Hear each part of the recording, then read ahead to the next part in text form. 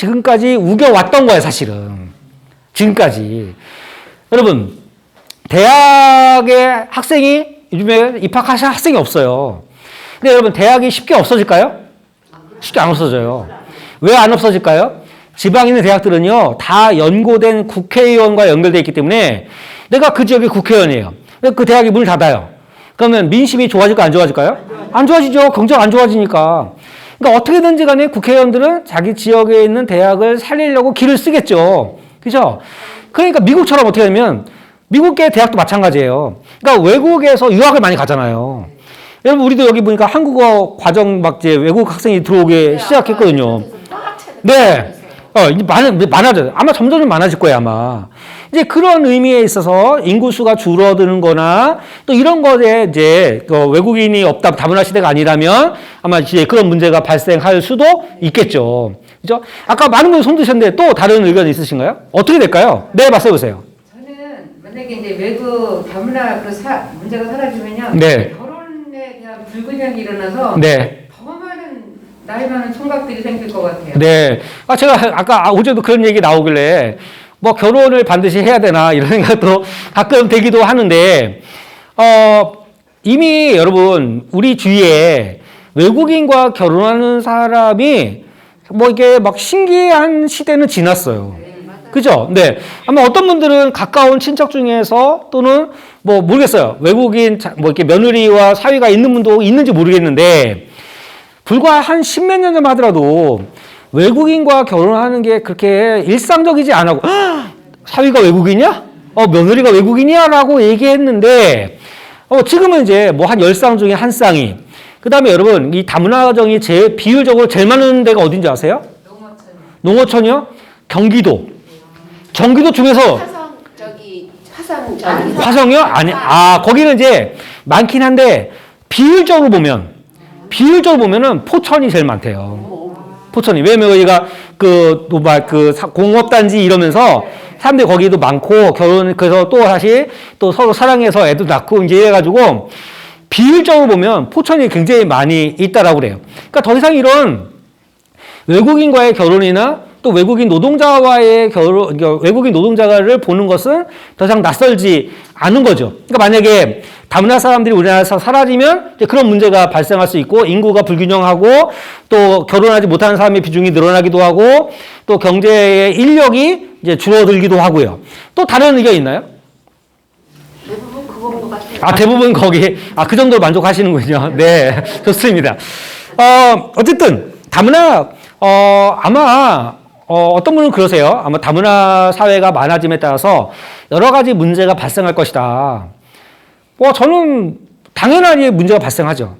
근데 저는 어쩔 수 없다고 생각해요. 왜 어쩔 수 없다고 생각하냐면, 대부분 저도 이제 가장 제가 나이가 어린지 모르겠는데, 23년을 살아오면서 사실은 마음이 딱 일치하는 경우보다 왜 저럴까라고 생각하는 경우가 종종 있죠.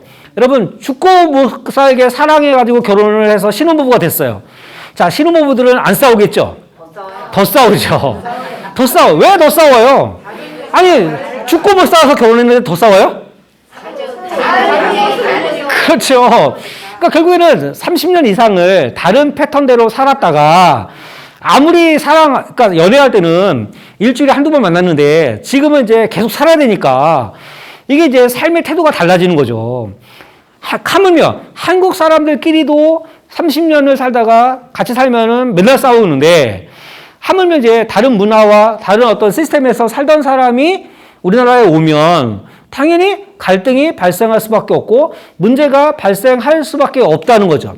그럼에도 불구하고 이런 다문화 사회를 우리가 피할 수는 없다라고 하는 거죠. 결국에는 이제 우리가 얼마나 부작용을 줄이면서 슬기롭게 문제를 해결할 수 있는가에 관한 문제인 거고, 의식적인 문제에서는 우리가 이제 얼마나 이제 관용적인 태도를 보일 수 있는가에 관한 문제이죠. 자, 113페이지를 보시면 미국 최초의 흑인 대통령으로 당선된 오바마는 아래 글처럼 다른 대통령들과는 다르게 다문화 가족이라는 독특한 출신 배경을 가지고 있습니다. 오바마의 아버지는 케냐 출신의 흑인이고 어머니는 미국 캔사스 출신의 백인입니다. 오바마는 대통령이 되기에는 여러 가지 핸디캡을 갖고 있던 사람이죠. 그러니까 미국이 얼마나 백인 중심의 사회인지는 여러분 다 알고 계시는데 대통령이 된 거죠.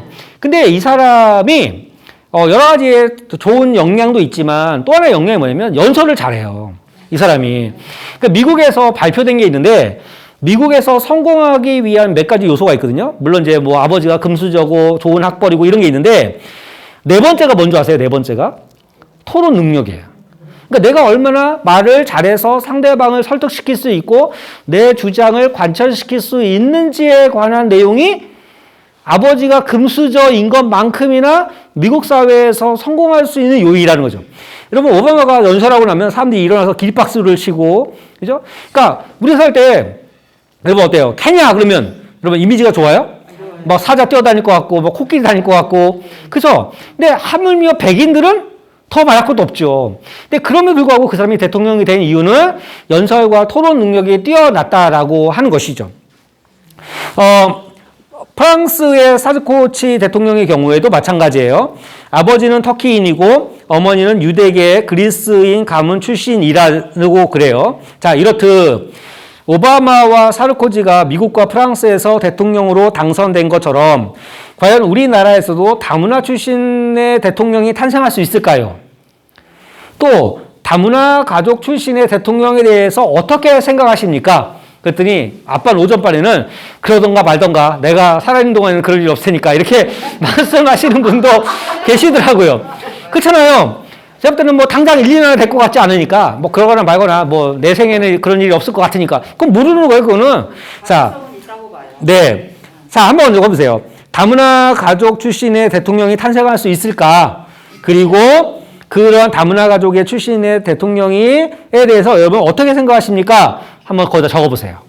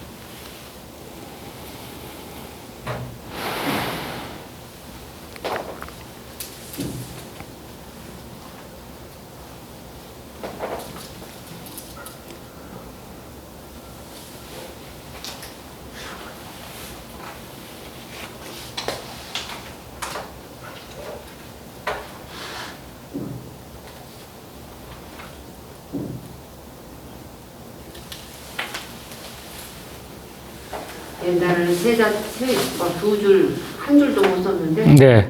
뭐라 막 해도 그래도 조금 쓸 수가 있어서 이 학기는 다르네. 네, 감사합니다.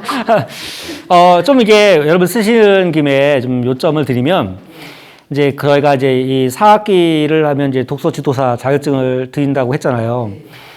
그러니까 여러분 이제 그 졸업한 애들, 이제 젊은 애들이 어떤 애가 있으냐면 졸업하고서 이제 자격증을 받아가지고 그 한우리라고 왜 가다 보면 이렇게 독서 가르치는 업체가 있어요. 여러 지점이 있고 거기에 가서 나 이런 독서 지도사 자격증이 있는데 그랬더니 별다른 테스트 없이 그냥 수업을 하라고 그러더래요.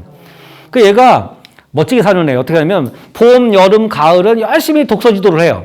그리고 그만둬요. 그 겨울에는 스키 타러 가요. 그래서 겨울 내내 스키를 타고 돈 다 쓰고 다시 봄에 와가지고 또 봄, 여름, 가을 또 열심히 독서 가르치고 또 가을에 그만두고 또 겨울에 스키 타러 가고.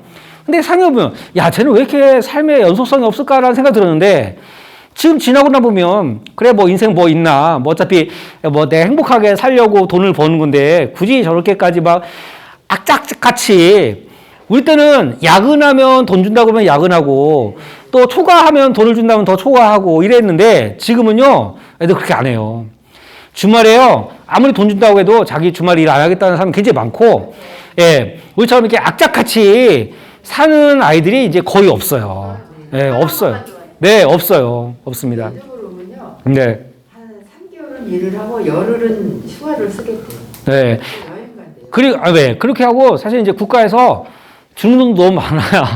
주는 돈도 굉장히 많고. 자, 한번 여쭤볼게요. 다문화 가족 출신의 대통령이 탄생할 수 있을까요? 있지요. 있어요? 네. 왜요? 다문화 가정이 있지만 네. 국적은 우리 국적. 아, 다문화 가정이 많아지면 그들의 지지를 받을 수 있고 국적 우리나라 사람이니까 대통령이 생길 수 있다. 자, 뭐 비슷한 내용이지만 좀 다르게 네, 말씀해 보세요. 저는요, 지금 서울 강남에 네. 북한 탈북민이 국회의원이 맞아요. 태영호, 네. 태영호 씨가 네. 그 사람이 지금 국회의원이 되리라고는 생각지도 못한 사람이 지금 국회의원을 하고 있잖아요. 네. 그래서 앞으로도 이런 분들이 많이 나올 수 있다 생각합니다. 네. 그러니까 이제 태영호 씨가 국회의원이 됐을 때, 야, 우리나라에 막 정밀, 고급 정보들이 다 북한 넘어가겠구나. 금방 전쟁이 나겠구나라는 생각이 들었는데, 글쎄요, 뭐, 아직까지는 이제 큰 문제가 없는 걸로 보아서 아마 이제 다문화 가정이 많아지면 다문화 가정의 출신의 대통령도 탄생할 수 있겠다. 그죠? 자, 그러면 여러분들은 다문화 가족 출신의 대통령이 되면 어떻게 생각하세요? 싫어요. 싫어요. 나는 밀어줄 것 같아요. 밀어줘요. 왜요? 왜냐면 네. 다문화 애들이 2세들이 머리가 IQ가 좋다고. 아, 그 IQ가. 뭐, 그건 이제 개인에 따라 좀 다를 수 있는데, 왜냐면 이제